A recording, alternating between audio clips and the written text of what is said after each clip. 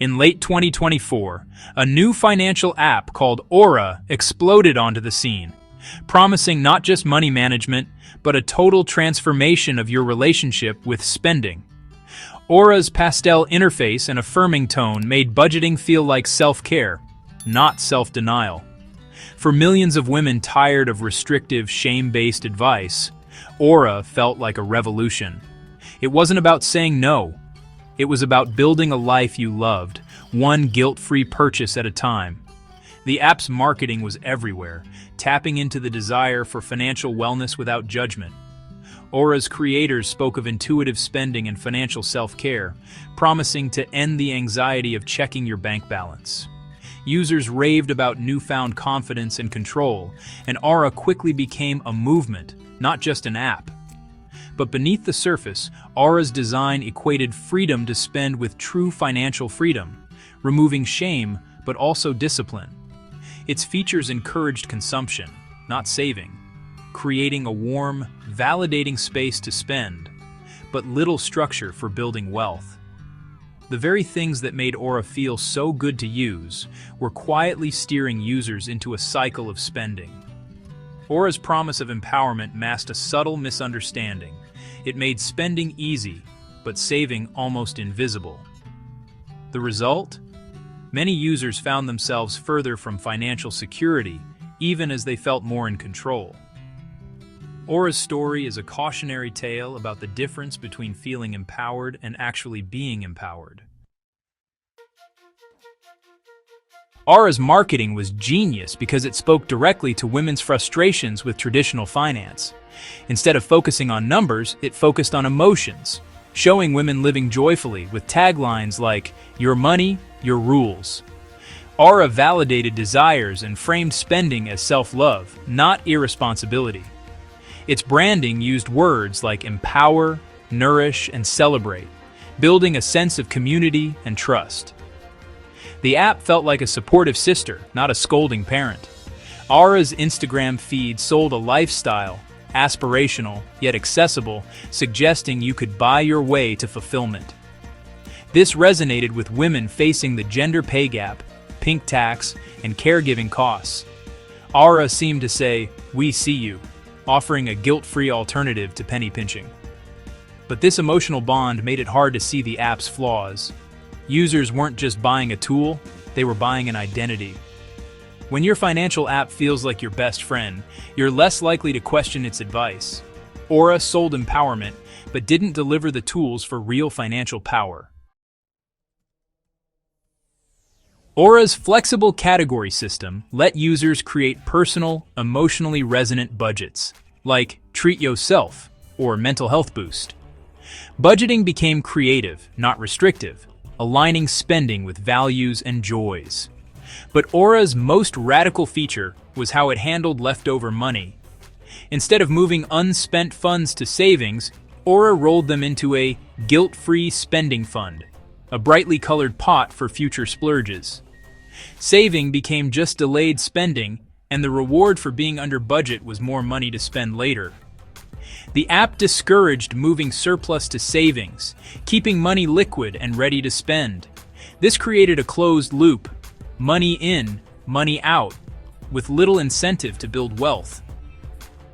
The pathway to saving was hidden, while spending was celebrated. Aura's design made immediate gratification the default, and saving an afterthought. The guilt-free label dismantled caution, making every purchase feel justified.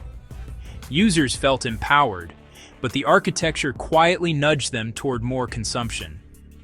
Aura's design was a masterclass in making spending feel good and saving feel irrelevant. Aura's notifications were relentlessly positive, acting more like a cheerleader than a financial guide. Instead of warnings, users got affirmations. "Enjoy that coffee, you deserve it." Every purchase was celebrated, reinforcing the idea that spending was self-care. There were no prompts to save, just encouragement to keep spending. Paychecks triggered messages like, "Let's get this month's budget party started." The app became a supportive friend who always said, "Treat yourself." This constant validation silenced users' internal caution, making it easy to ignore long-term needs. Aura's notifications offloaded tough decisions, making spending the default. In the end, Aura enabled overspending, acting more like a high-spending influencer than a responsible financial tool. Aura used behavioral psychology to make spending addictive. Each validating notification triggered a dopamine hit, linking happiness to purchases. The app created a safe bubble around spending, removing anxiety and friction. Users spent more time and money in this feel-good space, avoiding hard financial truths. Aura eroded self-regulation, making it harder to say no or weigh long-term benefits. The app's affirming language made every desire to spend feel valid. Users lost the habit of critical self-reflection, relying on Aura's constant yes. The result? Users felt good about their finances, even as savings dwindled. Aura gamified spending, hiding the long-term consequences behind cheerful notifications. As Aura's user base grew, troubling data emerged. Users' discretionary spending jumped 18% after 6 months, while savings rates dropped by half. The app's design, not user error, drove this shift. Features like the guilt-free spending fund and positive notifications fueled more consumption. Unspent money was always rolled into spending, not savings, creating a use-it-or-lose-it mentality. Aura users contributed less to emergency funds and retirement accounts than users of traditional apps. The interface prioritized the present, making the future invisible. Leaked data showed that a simple Move to Savings button increased savings by 30%, but Aura stuck with its original design. The company knew its choices encouraged spending, but prioritized engagement over user empowerment. Aura's true goal wasn't building wealth, it was keeping users spending. Aura's story is a lesson in the gap between the language of empowerment and the reality of financial tools. The app promised self-care and joy, but delivered less savings and more financial stress. This is especially troubling for women, who already face systemic financial challenges. A truly empowering app would help users build wealth, not just feel good about spending.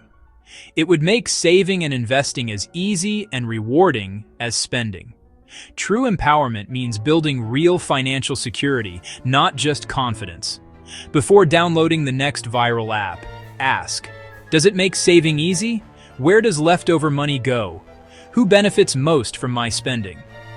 We deserve tools that build our wealth, not just our confidence in spending. The Aura Expose reminds us to be vigilant and demand more from financial technology. Let's share our stories and hold companies accountable.